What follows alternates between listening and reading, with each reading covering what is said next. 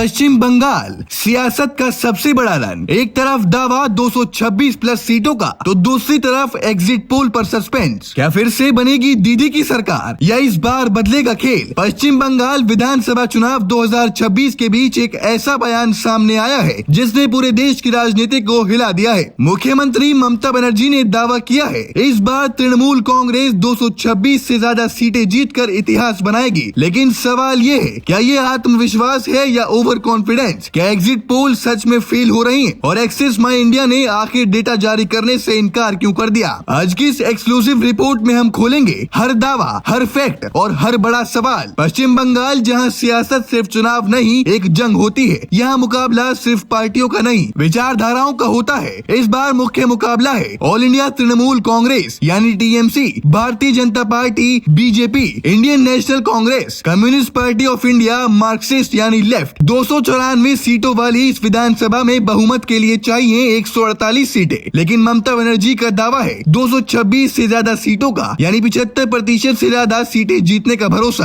क्या ये संभव है या ये सिर्फ एक रणनीतिक नैरेटिव है? चुनाव के बीच ममता बनर्जी ने कहा, भीषण गर्मी, दबाव और साजिशों के बावजूद जनता ने हमें आशीर्वाद दिया है। टीएमसी 226 से ज्यादा सीटें जीतकर फिर से सरकार बनाएगी। उन्होंने जनता को धन्यवाद दिया और कहा, लोगों ने डर के बावजूद वोट दिया। बंगाल की जनता लोकतंत्र बचाने के लिए आगे आई। लेकिन यहीं से शुरू होता है असली विवाद। मुख्यमंत्री ने सीधे आरोप लगाए केंद्र सरकार पर, केंद्रीय एजेंसियों पर और विपक्षी दलों पर। उनका कहना है कि चुनाव को प्रभावित करने की कोशिश की गई। ये कोई छोटा आरोप नहीं है। इसका मतलब है चुनावी प्रक्रिया पर सवाल, लोकतंत्र की निष्पक्षता पर सवाल। लेकिन सवाल उठता है, क्या ये आरोप सबूतों पर आधारित हैं या ये एक राजनीतिक नैरेटिव है? अब बात उस मुद्दे की जिसने सबसे ज्यादा हलचल मचाई, एग्जिट पोल्स। ममता बनर्जी ने मीडिया और एग्जिट पोल पर भी सवाल उठाए। उन्होंने कहा, माहौल बिगाड़ने की कोशिश की गई, लोगों को भ्रमित किया जा रहा है। और तभी सामने आता है सबसे बड़ा ट्विस्ट। एक्सिस माई इंडिया ने बड़ा फैसला लेते हुए पश्चिम बंगाल का एग्जिट पोल डेटा जारी करने से इनकार कर दिया। कारण क्या बताया गया? 70% मतदाताओं ने सर्वे में हिस्सा नहीं लिया, डेटा अधूरा रहा, नॉन रिस्पॉन्स बायस का खतरा बढ़ गया। नॉन रिस्पॉन्स बायस का मतलब जब सर्वे में बड़ी संख्या में लोग जवाब नहीं देते तो जो डेटा मिलता है वो असली तस्वीर को गलत दिखा सकता है। यानी जो लोग जवाब दे रहे हैं वो पूरे समाज का प्रतिनिधित्व नहीं कर रहे। तो सवाल ये उठता है, क्या इस बार एग्जिट पोल भरोसेमंद नहीं है? ये असली नतीजे पूरी तरह चौंकाने वाले होंगे। अब इतिहास इस बारे में क्या कहता है? कई बार एग्जिट पोल सही साबित हुए हैं, लेकिन कई बार पूरी तरह गलत भी निकले हैं। उदाहरण, यूपी चुनाव, बिहार चुनाव और लोकसभा चुनाव। कई बार रिजल्ट और एग्जिट पोल में बड़ा अंतर देखा गया। तो क्या बंगाल 2026 में वही कहानी दोहराएगा? अब आते हैं सबसे अहम सवाल पर, क्या टीएमसी सच में 226 से ज्यादा सीटें जीत सकती है? इसके लिए हमें देखना होगा वोटिंग प्रतिशत। क्या इस बार वोटिंग ज्यादा हुई? क्या महिलाओं और युवाओं की भागीदारी बढ़ी? एंटी इनकम्बेंसी, 10 साल की सरकार के खिलाफ नाराजगी है या नहीं? विपक्ष की ताकत, क्या बीजेपी इस बार मजबूत है या कांग्रेस और लेफ्ट वापसी कर रहे हैं? लोकल मुद्दे, बेरोजगारी, विकास, भ्रष्टाचार के आरोप। ममता बनर्जी की राजनीति क्या है? महिला वोट बैंक, ग्रामीण समर्थन और वेलफेयर स्कीम्स। वहीं भारतीय जनता पार्टी का फोकस राष्ट्रवाद, संगठन शक्ति और केंद्रीय नेतृत्व पर है। अब वो सवाल जो हर दर्शक के मन में है, क्या 226 सीटें सिर्फ दावा है या हकीकत? एक्सिस माई इंडिया का फैसला डेटा की ईमानदारी या दबाव? क्या एग्जिट पोल पूरी तरह फेल हो जाएंगे? क्या बंगाल में बड़ा उलटफेर होने वाला है? पश्चिम बंगाल की सियासत हमेशा चौंकाती है। यहाँ आखिरी पल तक कुछ भी तय नहीं होता। बयानबाजी तेज है, आरोप प्रत्यारोप जारी है, डेटा पर सवाल उठ रहे हैं, लेकिन असली जवाब ईवीएम से ही निकलेगा। क्या दीदी का 226 का दावा सच होगा या बंगाल में आएगा सबसे बड़ा राजनीतिक ट्विस्ट? सच क्या है ये जानने के लिए बने रहिए विधायक दर्पण के साथ।